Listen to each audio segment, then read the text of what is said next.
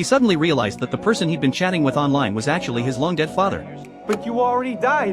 What are you talking about? The Buxton fire. At first, when he learned that the stranger lived in the same district and on the same street, he thought it was just a coincidence, until he heard the childhood nickname his father used to call him. Hey, little chief. You all right? What'd you just say? I said sorry about that. My kid just came in. You call your son Little Chief? That instantly sparked a bold suspicion in John's mind, so he decided to ask the other person's name. Frank Sullivan. And it was his father's name. My name is John Francis Sullivan. I live at 343 42nd Avenue, where I lived my whole life. Bullshit. My father's name is Francis Patrick Sullivan. He was a firefighter. John's words clearly startled the man, and when he nervously dropped his cigarette onto the table, it completely confirmed John's suspicion. Bitch. What's going on? Nothing's going on. Oh my God. You burnt the desk. I can see it. John suddenly remembered that his father, a firefighter, had died in a rescue mission 30 years ago. If he could somehow use this old radio to save his father back then, maybe their family could be reunited. The Buxton fire.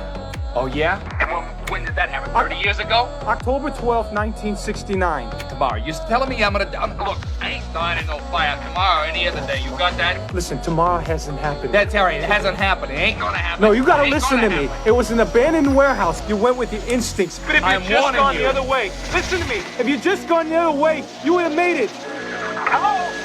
Just then, the radio connection abruptly cut off. But that brief conversation had stirred something deep within both father and son. Sure enough, the next day the fire department received a call. The location was the very same abandoned warehouse John had mentioned the night before. We have a 3 and 2 response, ladder 93. Your first due, box 280, is reported to be an abandoned warehouse at the foot of Water Street 3rd. Frank couldn't help but worry whether he was truly destined to die in that fire. His face was full of unease on the way to the scene. After a brief inspection at the scene, everyone was just starting to feel relieved that no one had been hurt when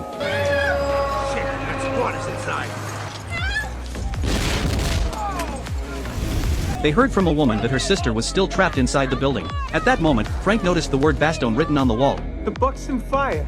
But he still chose to rush into the burning building to save her. Soon, he found the unconscious girl, but just as he was about to use the ladder to evacuate. What the hell is going on?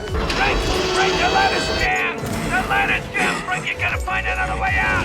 Forced to look for another way out. But just as he hesitated over which way to go, he suddenly remembered what John had said the night before. If you'd just gone the other way, you would have made it. He decided to take what any trained firefighter would call a dead end. Sure enough, at the end of that passage, he found a delivery chute. Holding the girl tightly, he slid down to safety. That day, the man who was supposed to die in the fire changed his fate. But that small twist of destiny would go on to trigger a chain of events spanning the next 30 years.